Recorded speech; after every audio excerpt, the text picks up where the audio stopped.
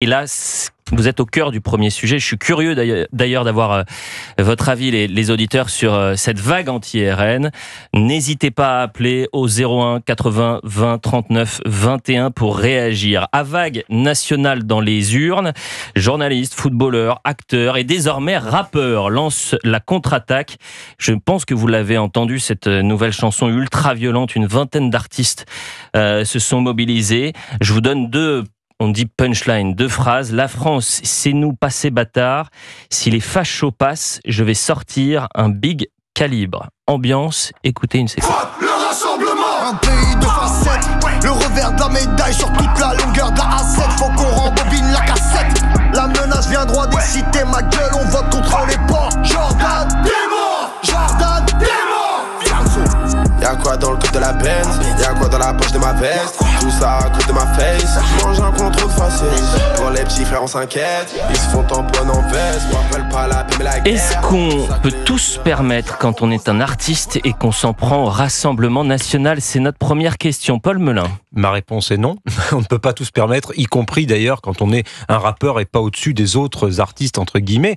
Un rappeur est un citoyen. Et un citoyen n'a pas le droit d'appeler à la haine, à la mort, à la violence. Et ça, c'est pour moi absolument, si vous voulez, indiscutable. Ensuite, il y a un autre sujet, c'est effectivement le registre de ces rappeurs. Ils emploient un registre très vulgaire, un registre d'appel à la haine. Mais ça, malheureusement, si vous n'aimez pas le registre des mots vulgaires et de l'appel à la haine, c'est difficile d'écouter du rap. Je suis pas un grand rappeur, mais c'est très souvent quand même le registre langagier du rap. Donc là, il est appliqué au Rassemblement National parce que ces rappeurs, si vous le voulez, ont un, comment dirais-je, un public, ont une vision du monde qui n'est pas la mienne d'évidence, mais qui s'accompagne d'un vocabulaire très très vulgaire. Ce qui est problématique là, si vous voulez, c'est l'appel à la violence qui y a derrière, et cet appel à la violence, qu'il soit minoré ou accepté par certaines personnalités de gauche, ça c'est un vrai problème. Bon, pas tous les rappeurs appellent à la haine. Il peut y avoir des rappeurs avec une très belle plume, d'autres combats sont portés. Mais j'ai l'impression que lorsqu'on s'en prend au Rassemblement National, on n'a plus aucune limite. Et donc c'est pour ça que je vous ai invité, Olivier Vial, parce que c'est votre cœur de réflexion, de recherche, à savoir les radicalités. Est-ce que ce genre d'appel, a des conséquences sur le terrain, avec des gens dans la rue qui n'ont plus aucune impunité? On l'a vu déjà rien qu'avec ce qui s'est passé à Cherbourg il y a quelques heures, où le candidat LR proche de Ciotti a été agressé par 10 militants antifa qui lui ont jeté des pavés dessus. Effectivement, il y a une déculpabilisation et une volonté effectivement de monter en violence. Et ce rap est très intéressant parce qu'en fait il dure assez longtemps et on retrouve plein de thématiques. L'appel à la violence, vous en avez passé un extrait, mais on utilise des kalachnikovs comme Kadyrov, on a une apologie de la drogue avec le trafic de cocaïne, voilà, la dépénalisation, on a des thèses complotistes sur les francs-maçons, sur les Illuminati, sur les francs-maçons qui boiraient le sang des enfants. Tout ça, en fait, normalement, ça ne peut pas passer. Et ça passe parce que c'est contre le Rassemblement National. Et là, aujourd'hui, effectivement, on a une sorte de totem d'immunité qui est accordé à n'importe qui au prétexte qu'il participe à ce petit théâtre antifasciste. Ce qui est intéressant également, Gauthier Lebret, c'est la manière dont ça a été présenté par les médias. C'est-à-dire qu'ils ont parlé d'une chanson coup de poing. Et ils n'ont pas parlé d'une chanson qui est appelée à la haine, ultra violente. Voilà comment une chanson coup de poing. Quand vous dites Jordan t'es mort, Bardella veut fermer les frontières, mais la dope remontera de Marbella. La France, c'est nous, pas ces bâtards. On vote contre les porcs. Ça, c'est coup de poing. Et Marine Le Pen et Marion Maréchal insultés lors de ce clip. Indulgence médiatique. Effectivement, ils ont parlé de punchline incisive. Le Parisien a d'ailleurs changé son article et son titre en cours de journée. Indulgence aussi de l'agence France Presse. Moi, je note deux choses. Déjà, ce clip... Pourquoi vous dites indulgence de l'AFP ? De l'agence France Presse, parce qu'il parlait aussi de paroles incisives. Dans la dépêche ? Oui. Il y avait une dépêche de l'agence France Presse. J'aimerais bien qu'on l'imprime parce que je vais la lire aux auditeurs, parce que c'est très intéressant ça, de savoir comment a été présentée cette chanson par l'AFP. Et ensuite, je note deux choses. Je pense que ce clip est un tract ambulant pour le Rassemblement national et est complètement contre-productif. Je vais ajouter un exemple à ce que vous venez de dire. À un moment donné, il est dit, il ne faut pas que Jordan Bardella passe au pouvoir, sinon mon ami sous OQTF va rentrer chez lui. Obligation de quitter le territoire français. Oui, de fait, quand vous êtes sous OQTF, vous êtes amené à quitter le territoire national. Et une très grande majorité de Français veut voir les personnes sous OQTF quitter le territoire, évidemment, alors que ce n'est pas du tout le cas aujourd'hui. On est aux alentours de 10%. Et ensuite, je voulais juste prendre sur le 2 poids 2 mesures et le traitement médiatique. Et un ensuite, exemple. on prendra un auditeur. Il y a Aurélien avec nous, il a beaucoup de choses à dire. Identitaire, Papacito fait un clip contre Jean-Luc Mélenchon avec un simulacre de mise à mort de Jean-Luc Mélenchon totalement insupportable. Là, toute la presse réagit et condamne le rappeur Papacito.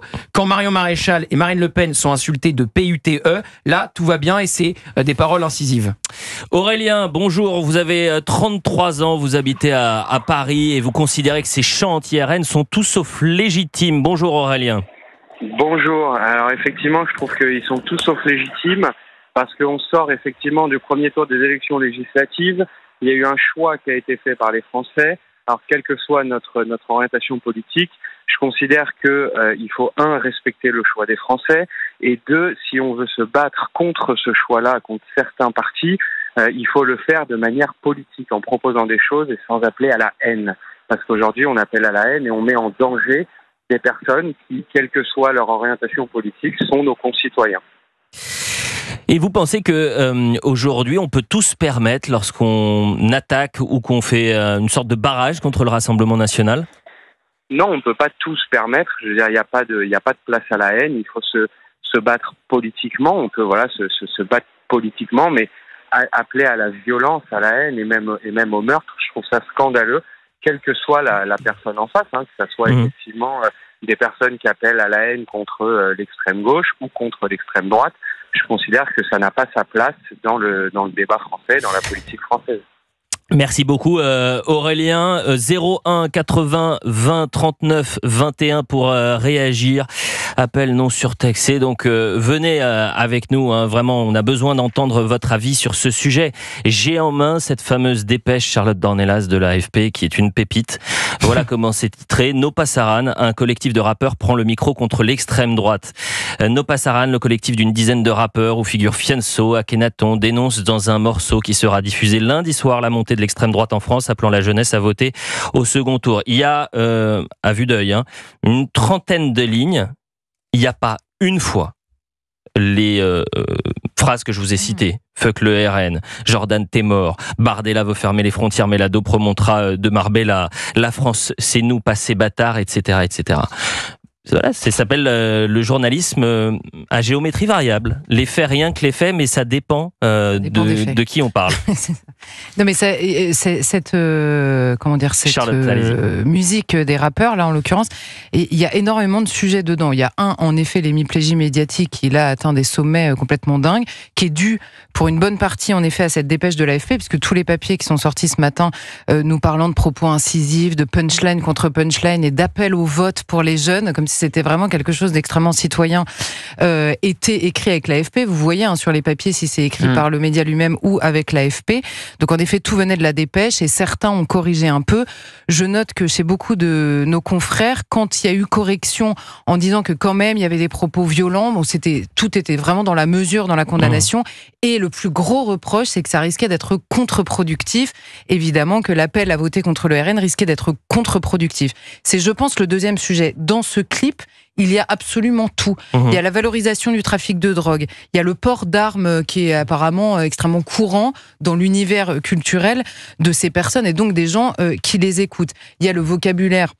Il y a la détestation de la police, on voit des voitures de police notamment qui flambent dans le clip. Il y a cette détestation de toute la classe politique. Il y a quand même certains rappeurs qui se permettent d'expliquer dans le clip qu'ils ne comprennent rien à la politique, qu'ils n'ont jamais été votés, mais qu'il faut voter contre le RN. C'est intéressant sur le ressort citoyen et sur la compréhension, on va dire, dans la propagande qu'ils alimentent eux-mêmes. Et à la fin, il y a la victimisation. Donc on sort des gros calibres, vous l'avez dit pendant toute la chanson, et à la fin on attaque la police parce que quand on se fait contrôler, c'est pour contrôle de faciès. Alors écoute mon garçon, si tu nous expliques que tu trafiques de la drogue, que tu as un gros calibre dans ton coffre et que tu niques la police et tous les gens qui sont dans la politique, a priori quand tu te fais contrôler, c'est pas à cause du faciès. Donc il y a tous les ressorts à la fois de la victimisation qui sont dont usent et abusent aussi les opposants. Je pense qu'il y a dans cette chanson, en effet, beaucoup du ressort du vote Rassemblement National. Oui, c'est peut-être ça qu'il faudrait analyser, oui. La pause, on revient dans un instant. Charlotte Dornelas, il s'avère qu'en 2019, c'était une séquence qui avait fait des millions de vues sur les réseaux sociaux. Vous étiez sur le plateau de l'heure des pros face à un rappeur à l'époque qui s'appelle Nick Conrad et qui avait chanté « Pendez les Blancs ». Voilà, c'était sa chanson et vous lui avez remis les pendules à l'heure en quelque sorte. On va revoir cette séquence parce que pour moi, c'est intimement lié. N'hésitez pas à réagir au 01 80 20 39 21 pour savoir si oui ou non cette chanson est scandaleuse à vos yeux, à vos oreilles. On en parle juste après la pause. À tout de suite sur Europe 1. 16h-18h, Elliott Deval sur Europe 1. 16h17 très précisément sur Europe 1. Merci d'être avec nous pour la suite du 16h-18h. C'est votre nouveau rendez-vous depuis hier et pour les 2 prochaines semaines. On est avec Paul Melun, essayiste, Gauthier Lebret, journaliste politique CNews, Charlotte Dornelas, journaliste au JDD, Louis Dragnel, chef du service politique à Europe 1 et Olivier Vial, vous êtes notre grand témoin de cette première demi-heure, directeur du CERU, le labo d'idées universitaires en charge du programme sur les nouvelles radicalités. Et si vous êtes avec nous, parce qu'on a besoin de comprendre ce climat délétère autour de cette élection historique, ces élections législatives. Juste avant la pause, on parlait de cette grande polémique autour de la nouvelle chanson No Passaran, ils ne passeront pas, des rappeurs, 20 rappeurs qui s'attaquent au Rassemblement National avec un langage assez fleuri, fuck le RN, on vote contre les porcs, si les fachos passent, je vais sortir un big calibre, voilà ce qu'on peut entendre. Le tout pour lutter contre la division, donc tout va bien. Exactement. Et ça m'a fait... Voilà, toujours. Bien sûr, Louis Dragnel. Et ça m'a fait penser donc à cette séquence. On est en mai 2019. Charlotte Dornelas, un rappeur fait polémique. Il s'appelle Nick Conrad et publie une chanson qui s'appelle Pendez les Blancs. Et vous vous retrouvez face à lui, Charlotte, sur le plateau de CNews, et vous le confrontez à son texte. On va quand même lire les paroles. Vous parlez vous parlez au présent d'abord, premièrement. Ouais. Vous vivez, vous le dites, dans ce pays qui est le vôtre, je vous cite, ouais. Et qui a effectivement quelques problèmes quand même entre les communautés, pour citer cette fois-ci Pascal. Et je vous cite, vous parlez au présent et vous chantez ça il y a quelques années. Je rentre dans des crèches, je tue des bébés blancs, attrapez-les vite et pendez leurs parents. Et vous êtes sérieux? Qu'est-ce qui se passe dans votre tête en fait? Alors, je vais vous expliquer comment j'arrive à écrire ces mots qui sont si durs. Ouais, j'aimerais bien savoir, ouais. Quand on a un vécu qui est le mien, quand on est dans un pays où on n'est pas forcément toujours accepté, toujours reconnu, Et qui cherche la guerre, là, monsieur Conrad? C'est pas moi. Il a été, Charlotte Dornelas, condamné en première instance, et puis ensuite il a été relaxé en appel pour vice de procédure. Quand vous l'avez confronté à son texte, ce qui serait d'ailleurs très intéressant à faire avec l'un des 20 rappeurs qui a pondu ce texte, de débattre avec vous, on peut lancer l'appel. Avec moi ou avec quelqu'un d'autre.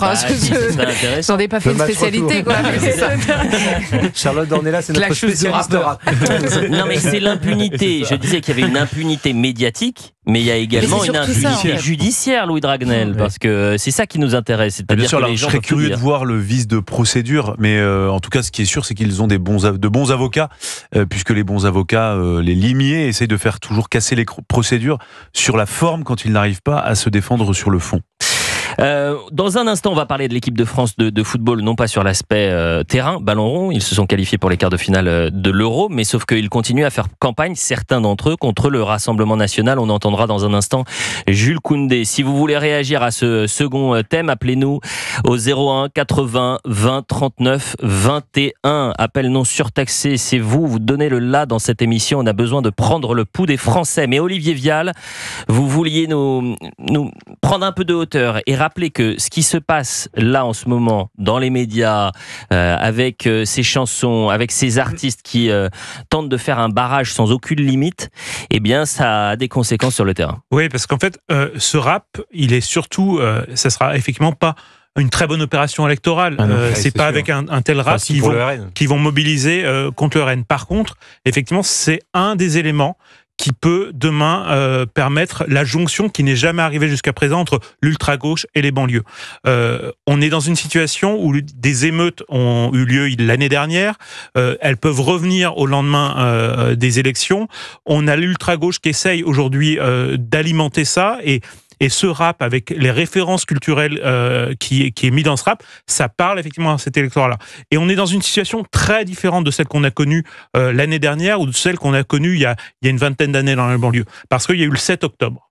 Et le 7 octobre, ça a été le moment où l'extrême gauche a réussi à trouver un moyen de parler à une partie de l'électorat des banlieues par un antisémitisme qu'on a vu chez certains militants LFI et qu'on retrouve aujourd'hui comme un moyen effectivement de mobiliser. Mais vous vous souvenez, Olivier Vial, pardonnez-moi, de cette séquence où Emmanuel Macron est dans les quartiers nord à Marseille, il est interpellé par un habitant qui lui dit « Faites attention, monsieur le président, la situation en Palestine peut faire sauter les banlieues. » C'est ça qui peut être l'élément déclencheur. Et ça, effectivement, il y a des pyromanes qui sont des militants d'ultra-gauche qui ont compris ça depuis longtemps. Et puis il y a des médias, Agi+, j'ai fait une note récemment qui montre comment ce média, financé par le Qatar, est aujourd'hui un des principaux vecteurs de cette haine dans les banlieues contre la France et contre les personnalités d'origine juive. Je le disais donc, bienveillance des médias, impunité ou du moins une justice plutôt clémente face à ces attaques ultra-violentes et silence du côté des responsables politiques. À 16h30 par exemple, on sera avec l'une des figures montantes du Parti Socialiste, Céline Hervieux. Ce serait intéressant de savoir si elle condamne ces rappeurs qui ont pris position contre le Rassemblement National, parce que vous pouvez faire front contre le Rassemblement National. Vous pouvez avoir des avis, tant mieux que ce soit contre le RN, contre le LFI, mais c'est d'une violence. Ils devraient dénoncer ça pour dire qu'ils veulent se battre sur le fond face au Rassemblement National. Et puis aussi, ça leur donne une opportunité pour dénoncer l'inversion des valeurs. Oui. Quand vous notez les arguments, ils disent que c'est incisif, en réalité c'est vulgaire. Quand ils disent que c'est engagé, en réalité c'est violent. Quand ils disent que ça fait preuve de courage, en réalité c'est d'une lâcheté sans nom, puisqu'ils s'adressent jamais aux gens du Rassemblement National. Et enfin, ils disent que c'est citoyen, en réalité c'est une apologie de la délinquance. Tout est totalement inversé, c'est inversion des valeurs totales. Allez. Et comme vous le disiez tout à l'heure, Gauthier et Charlotte, l'avantage c'est que c'est tellement contre-productif que ça va servir les personnes qu'ils prétendent dénoncer.